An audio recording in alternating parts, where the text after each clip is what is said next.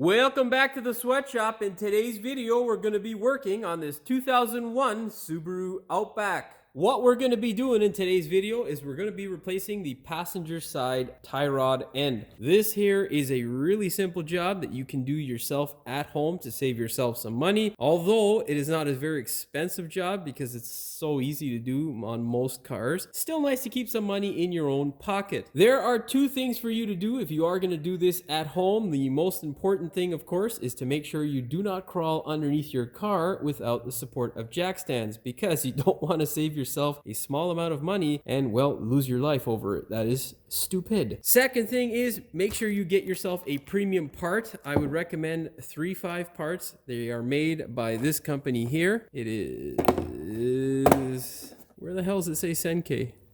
There we go, right there. It is made by this company here, and if you have a 2001 Outback, that is the part number that I have from my supplier.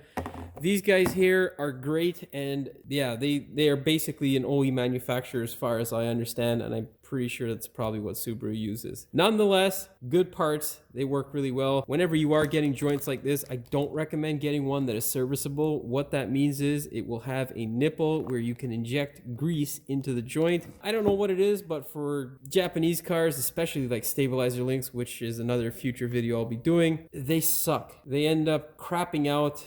For American trucks and whatnot, they're okay. Like the Moo problem solver stuff is okay. Don't know if they still use the bushings and, you know, components that they say they use. However, if I keep rambling on like this video is going to end up really long. So get a good part. Non-serviceable part is what you want. 3-5 is my recommendation, or Subaru. That being said, you should get an alignment if you are going to touch your suspension geometry. And one of the most easy things to screw up is the toe that is created by your inner and outer tie rod. So get an alignment if you are going to do any suspension work. It is always recommended. Of course, I will show you how to get it as close as possible so that you don't chew through your tires trying to get to the alignment shop. That being said, before we get into today's video, do me a big favor, hit that subscribe button as well as the notification bell so you never miss one of my new videos. Now, let's put this thing up in the air and I'll show you what the bad tie rod looks like. This is our passenger side outer tie rod. Of course, other than the torn boot, how do you test it and figure out that you have a bad tie rod? Well, what you do is you grab the wheel left and right and you shake it.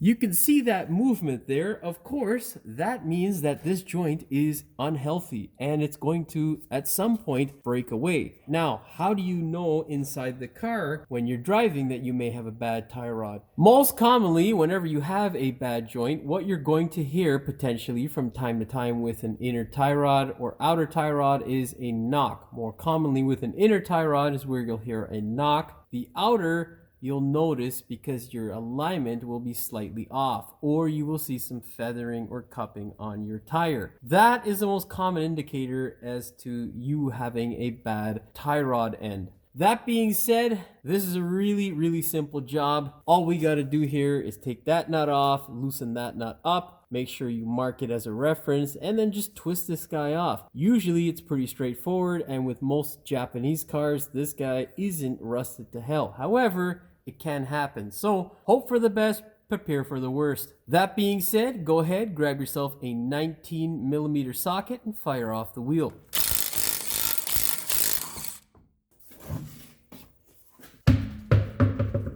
In case you're wondering why it is it looks like this, well, I worked on this thing probably, I don't know, 2+3 years ago now, and a little bit of white lithium grease goes a long way. So yeah, use the products that you have in your shop, like white lithium grease or anti-seize, to make your life easier. Now, what you need to do is take a marker and simply just mark a reference point. It helps with you knowing where this joint is going to land and how it's going to line up potentially. That is how you get your alignment as close as possible. Now, what you're gonna do is take a 22mm wrench, slide it over, make sure you get it all the way over on the nut, and then you're gonna knock this thing and try to get this guy to break free.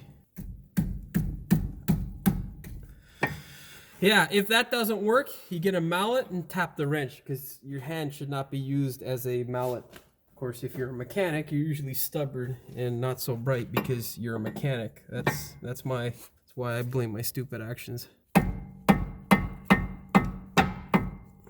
This motherfucker's nice in there. Well, I'm also doing this from a stupid position. I should be all the way up with the car and then break it loose. So that's what I'm going to do because this is not so bright. All right, let's try that again, shall we? Oh yeah, there we go.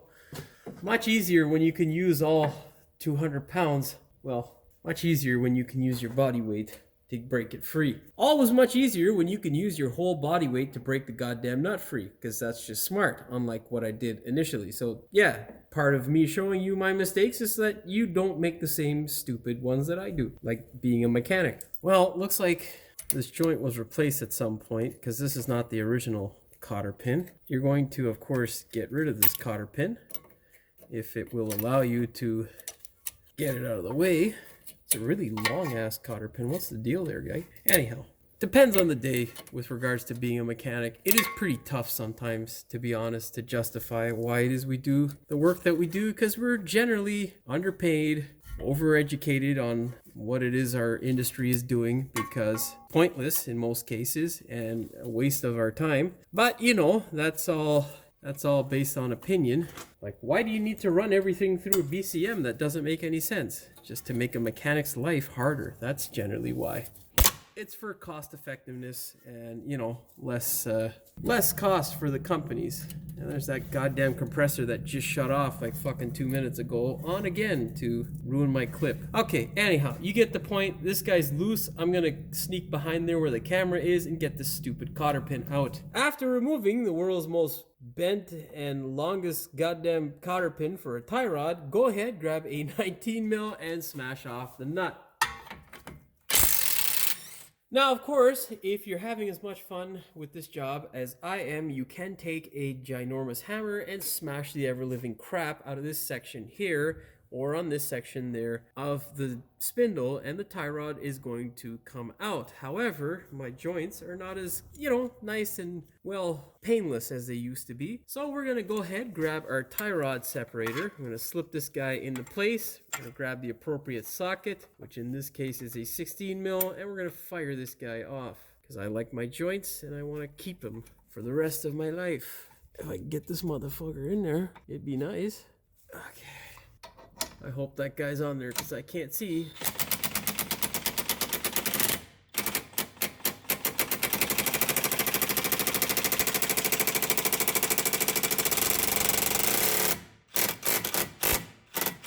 Oh, we're off center, which sucks because that would have made it pop out already. But that's okay. We're going to get a hap. I don't know what the fuck those guys are doing over there today, but they're extra noisy.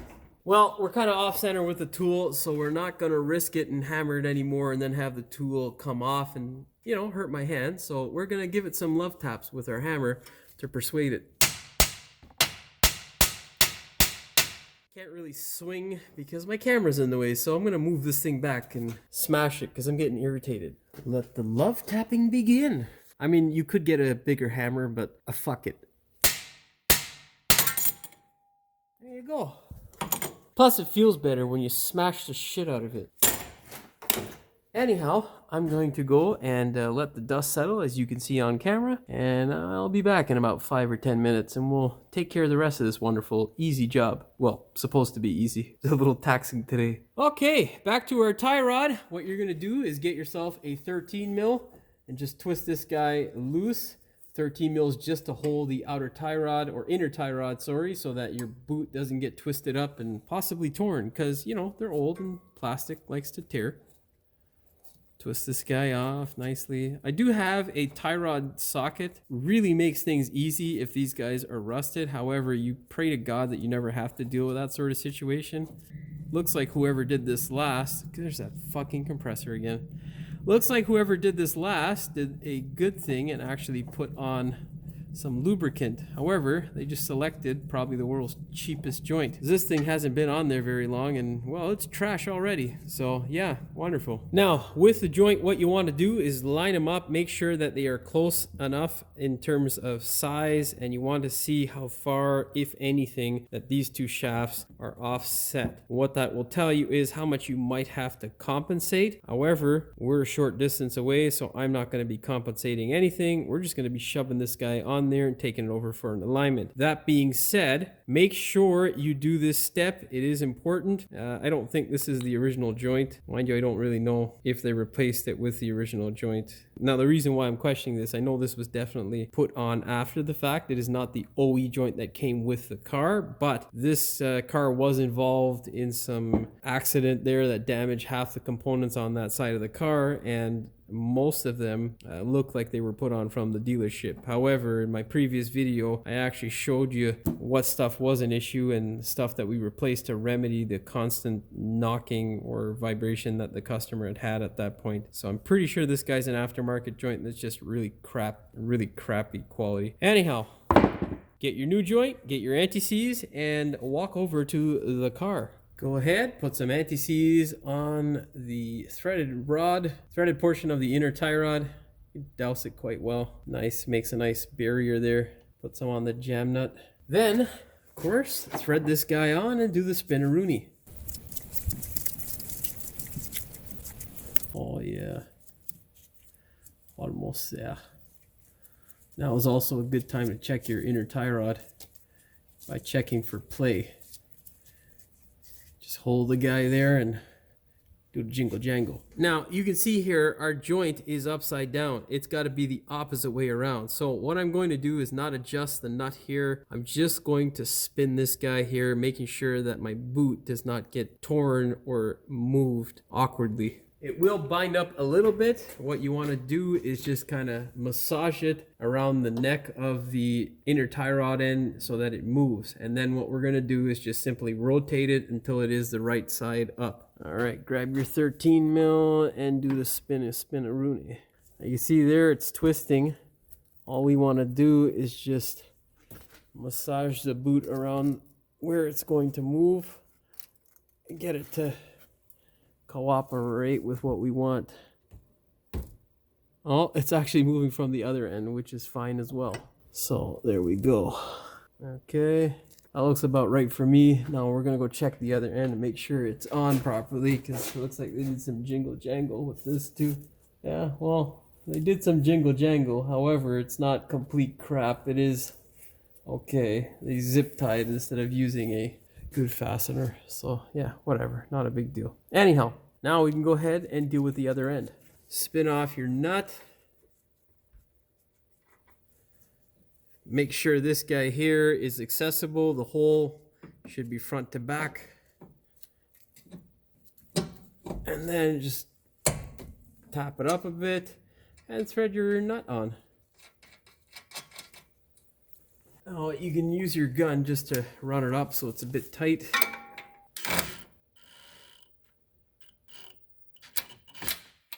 Wonderfully. Go ahead, grab your 22 mil and cinch this guy down. All right, once you get it tight, what you're gonna do is just bring the joint back to its normal resting place. You don't want it to be bound up on either end. I'm gonna go look up those wonderful torque specs on this great program that we are forced to use. Call ShopKey, should be fun. Go ahead, grab your torque wrench, set it to 20 foot-pounds or 27 Newton meters.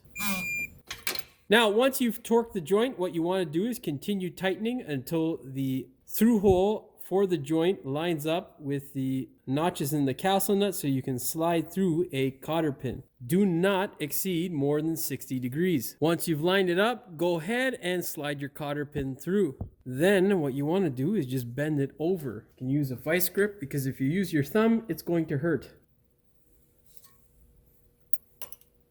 And there we go. And that there is how you install a tie rod. Pretty simple, not hard at all. Just something you got to take your time with, know what to do, and of course, if you've watched the full length of this video, you know exactly what to do. Now go ahead, grab your rim and tire, and you can slap them back on the car. Thread your bolts in by hand.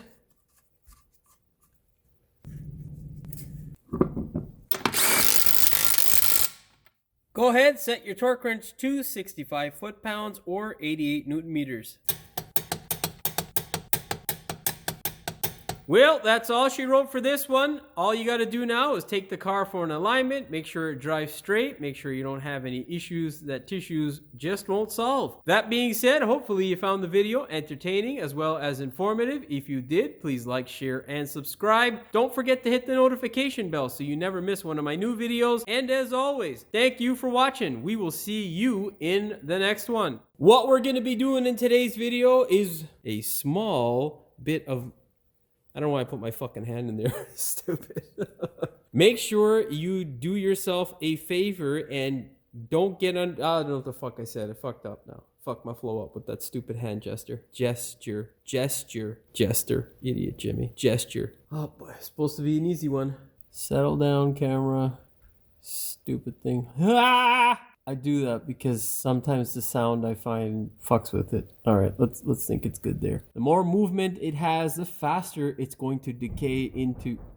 Fuck is that, man? Yeah, I'll ruin my motherfucking clip. Inner tie rod is with a slight annoying... Well, no, that's not with an inner tie rod. Ah, you motherfucking cocksucker compressor, man. Fuck's sakes.